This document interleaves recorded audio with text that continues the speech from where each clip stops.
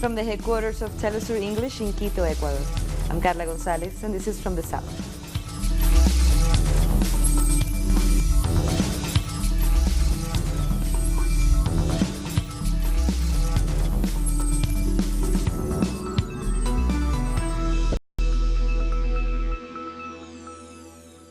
Assailants have tried to enter Venezuela's embassy in Washington, according to authorities. Venezuela's ambassador to the UN, Samuel Moncada, took to Twitter saying that assailants tried to force their way into the building. He added that they threatened the physical integrity of the people inside. According to Moncada, U.S. authorities are not protecting the building's diplomatic immunity or those who occupy the compound. Venezuela's President Nicolás Maduro addressed the thousands that gathered for Workers' Day celebrations on Wednesday. He said the opposition is now isolated as the coup plotters have fled after their operation was stopped. There is no way, and the people and the National Bolivarian Forces will never allow a coup d'etat from any sign in our homeland. And what happened in Altamira that I just described, there were only the coup plotters, and in the afternoon they fled away. And up until now they keep flying away. And the military and police forces are looking for them, for these coup plotters that are isolated. Simultaneously in all the country, the people from the beginning of the day were mobilized in the streets to say no to the coup d'etat and to say yes for the homeland, yes to the revolution. This coup d'etat that was pretended yesterday was directed personally from the White House, John Bolton. I denounce this. And I ask that this is investigated, these actions, illegal actions and coup plotter actions of John Bolton against the Venezuelan sovereignty and people from Venezuela. President Maduro also denied rumors that high officials partnered with the U.S. to attempt this coup. Now they say that high functionaries, honorable functionaries of the state, had an agreement with them for a coup d'etat. Let me tell you that you have been cheated, and that you yourself lied to the President of the United States, and you have begun a pot of lies that you wanted to throw against us, but it was against you, and you were defeated completely. And we have won again with truth, with liberty, with moral, with honor. Loyal soldiers of the Bolivarian government defended the La Carlota military air base on Tuesday as the opposition launched a coup attempt. Our correspondent Madeleine Garcia has a story. Rumors had spread on social media that military deserters had taken control of the Carlota military base, but that was not true. I want to deny the comments that have been circulating that the Carlota airbase has been taken. We are all here at the airbase, officials, troops, staff, who are loyal to our commander Chavez, loyal to our commander-in-chief Nicolás Maduro. And I also want to say that a good part of those soldiers got in touch with me, and they went back to the base because they were deceived. They were deceived and did everything they could to present themselves to their commander. At 3 a.m. they sent us to look for rifles to the armory, and they told us that we are going to take over the Tocoran prison, because they have entered 1,000 rifles and they are going to take the prisoners out, so they can go and fight against the people. That meeting was going to be with 7 and FtS commands. They told us that we are going to leave from Altamira to the Tocoran prison, and we didn't. When we got there, what they did was, they gave us a bracelet, they blocked the road and told us that this was a coup d'etat. They joined the rest of the troops to defend the military base.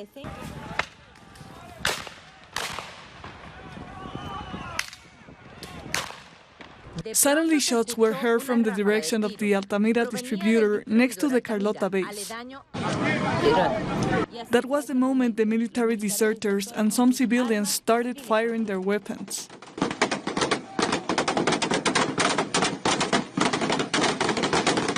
One of the loyal soldiers was ambushed in the middle of the operation to control the situation and managed to run from the coup perpetrators. I don't know what to think. Turncoat soldiers. It's not possible that your own soldiers wearing the same uniform aim a rifle at you and say to you that they are going to kill you, knowing that we are one and the same. The military base La Carlota was besieged. It was one of the targets of the deserters.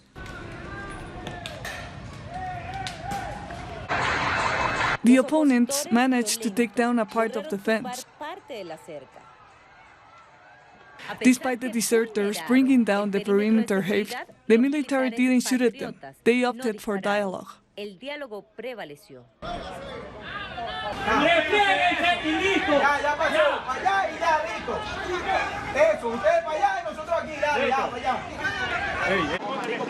The opponents managed to set on fire a part of the Air Force base.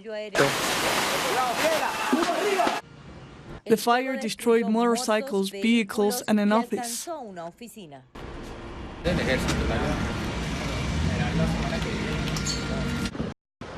The military helicopters were sheltered.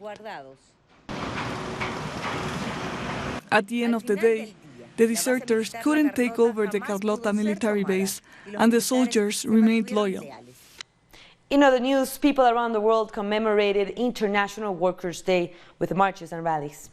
The day originated in the United States in the 19th century when the labor union movement rose up against unjust working conditions and demanded better pay, reasonable hours, and paid leave. In Ecuador, thousands took to the streets to mark this day. Demonstrators joined a march in Quito organized by the main labor unions. They protested against a recent government accord with the International Monetary Fund and precarious working conditions.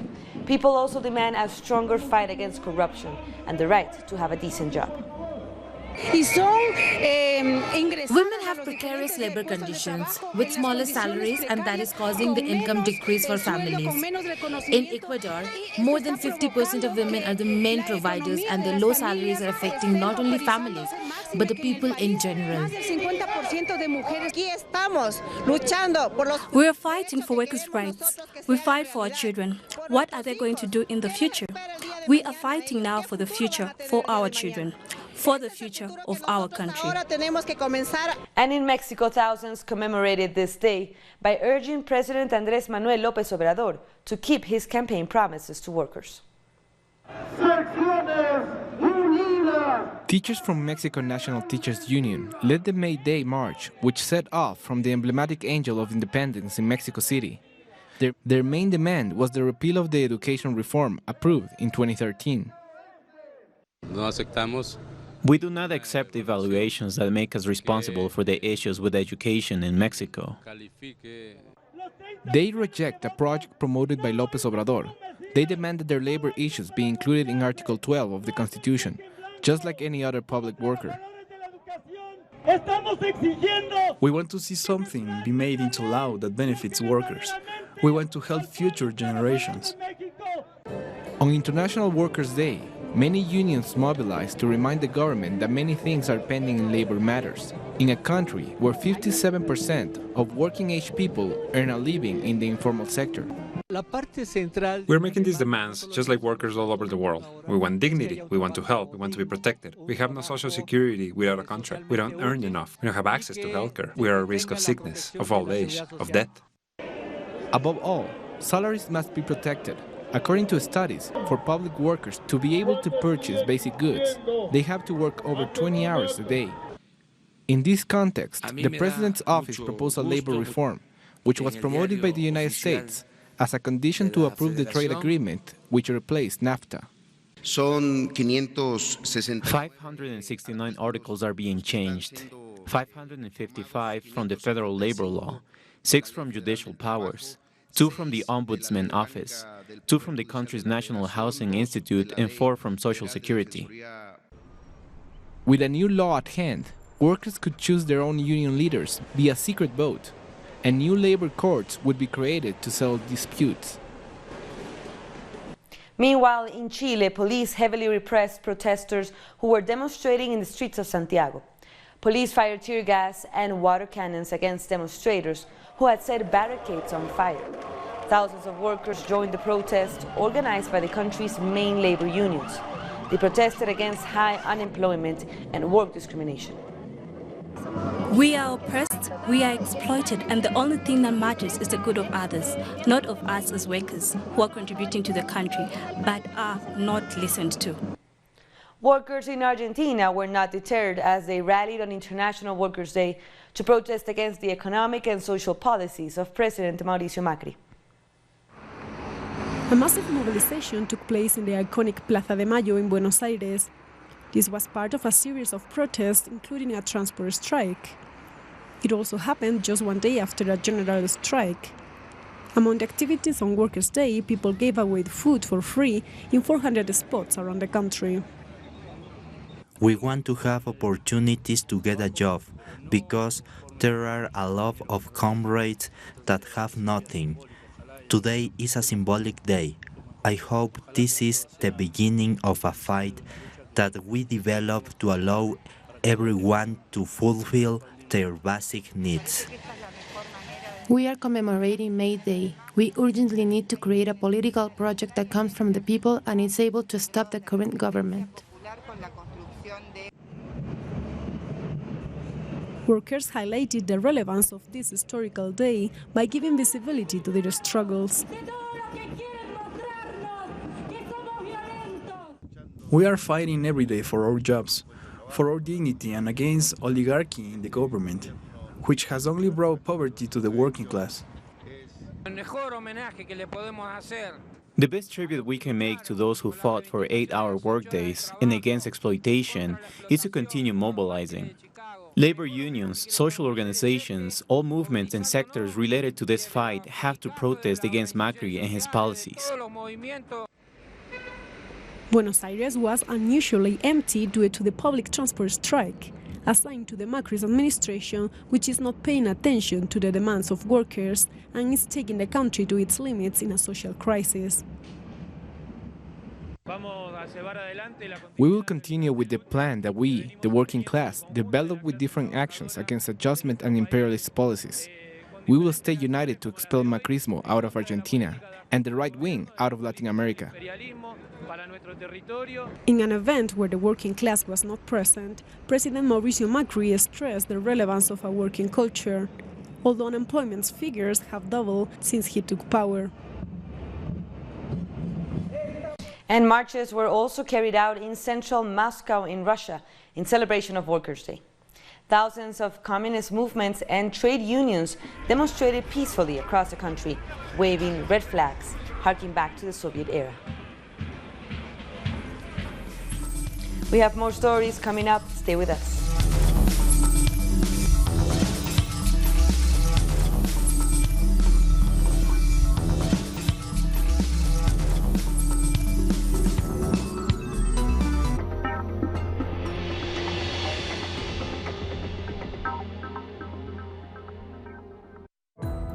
Our actions have an impact on the environment.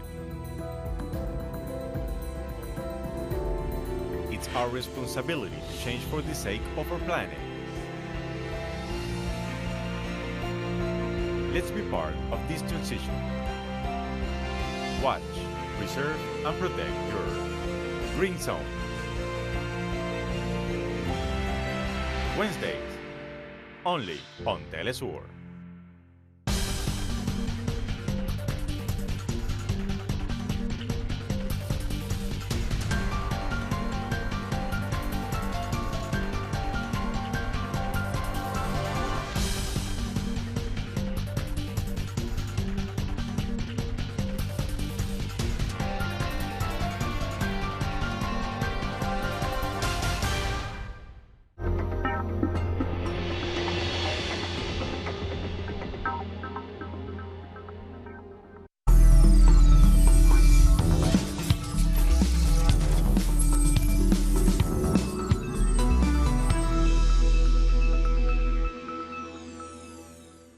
Welcome back.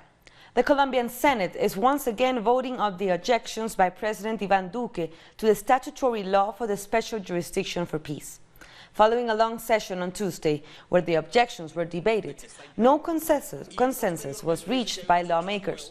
On Wednesday, they hoped to achieve the necessary votes to either approve or reject the president's objections.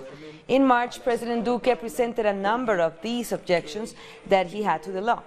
Many criticized this as a stalling tactic to continue destroying the 2016 peace accords signed with the FARC. Hundreds of people in Bolivia have been affected by a major landslide in the city of La Paz. Several houses collapsed due to heavy rains. Emergency services evacuated residents before the houses collapsed. The neighborhood was built in an unstable soil on top of an old landfill.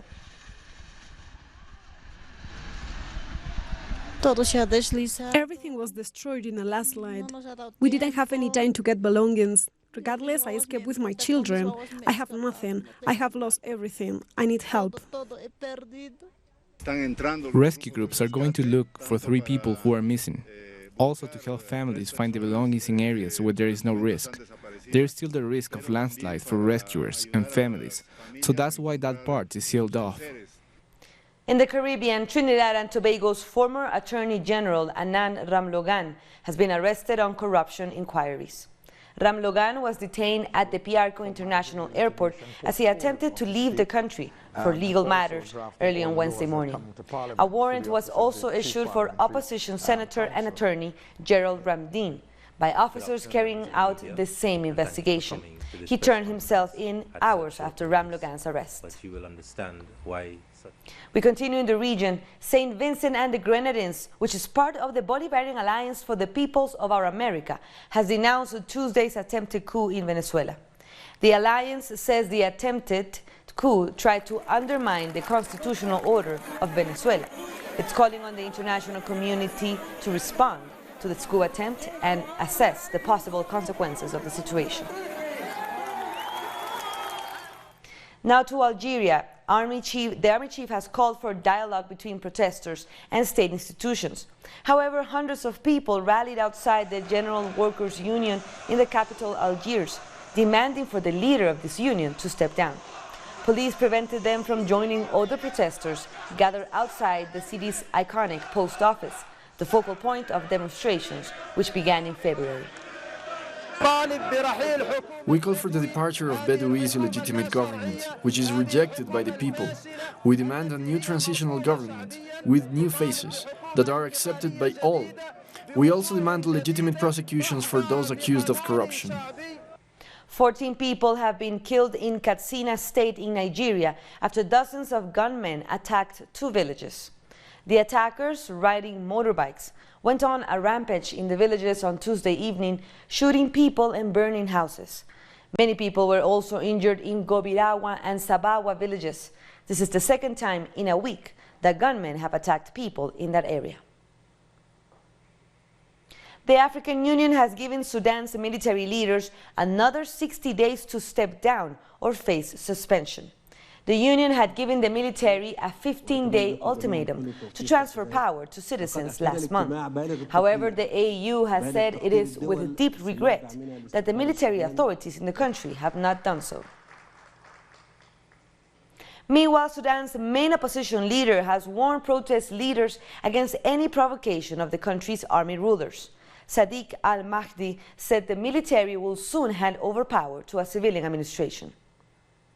I think, yes, they will hand over executive power to a civilian government if we present a credible, viable form of civilian government. Any dragging on will mean chaos, and that will mean giving all the ammunition to a possible counter-coup. Yes, a roadmap will have to come within days, but the actual realization of what we aspire for may take weeks, because Union members in Zimbabwe are criticizing the country's economic problems. The Zimbabwe Congress of Trade Unions has complained about price hikes on commodities, massive unemployment, and the instability of the currency. Workers marked May Day by calling for better working conditions and living standards. In Libya, Khalifa Haftar's forces have detained 2 Turkish citizens over spying charges. Turkish sources said Mehmet Demir and Volkan Altinok worked in a restaurant south of the capital Tripoli before the eastern-based Libyan National Army detained them. We're taking one last break. Don't go away.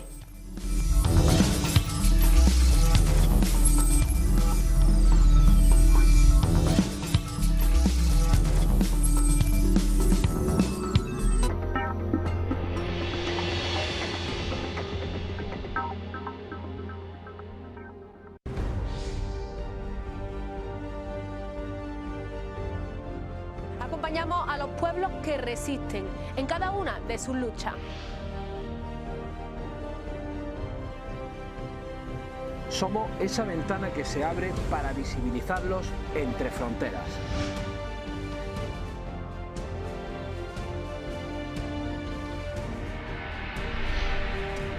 Thursdays, only on Telesur.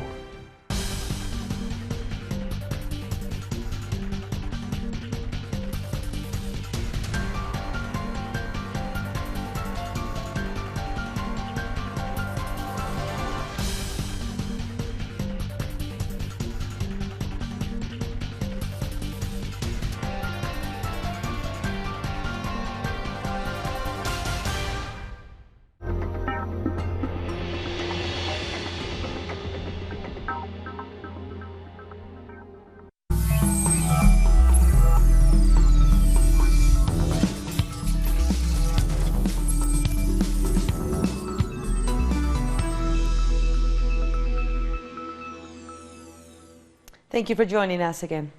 Britain's Parliament has declared a climate change emergency following a call from opposition leader Jeremy Corbyn.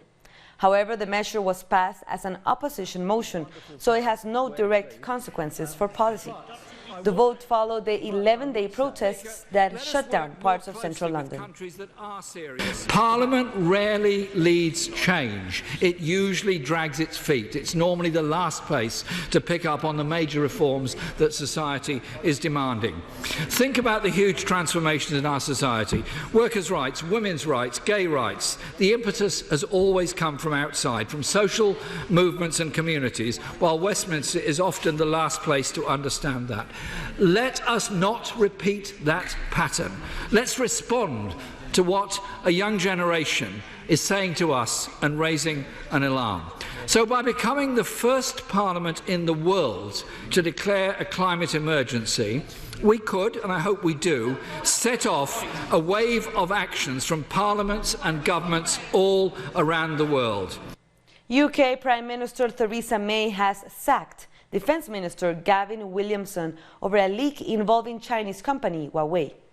Williamson denied he was responsible for the leak from the National Security Council. The sensitive information was reported by The Telegraph, and it detailed how Britain would allow Huawei a role in building parts of its 5G network. The revelation has set London at odds with Washington over the next generation of communications technology. U.S. Attorney General William Barr has appeared before a Senate panel to face questions about his handling of Special Counsel Robert Mueller's report. This comes following reports that Mueller questioned how Barr handled his investigation in a letter to the Attorney General. Barr has been accused of misrepresenting the document, which details how U.S. President Donald Trump tried to impede the probe.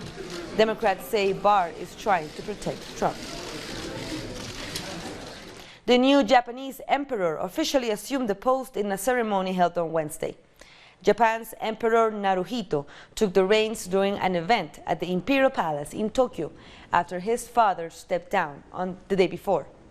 In his first speech, Naruhito said he would act according to the Constitution and fulfill his responsibility as the symbol of the state. ここに In acceding to the throne, I swear that I will deeply reflect on the course followed by His Majesty the Emperor Emeritus, and bear in mind the path trodden by past emperors. I will devote myself to self-improvement. I also swear that I will act according to the Constitution and fulfill my responsibility as the symbol of the state and the unity of the people of Japan, while always turning my thoughts to the people and standing with them. I sincerely pray for the happiness of the people and the further development of the nation, as well as the peace of the world.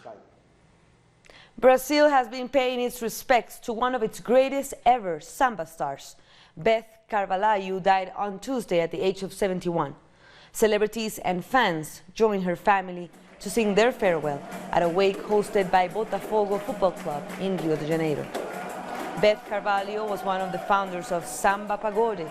During Brazil's military dictatorship, her lyrics often celebrated the resilience of the poor. Last year, she sang for the release of former President Luiz Inácio Lula da Silva from prison. We leave you with her final recorded song.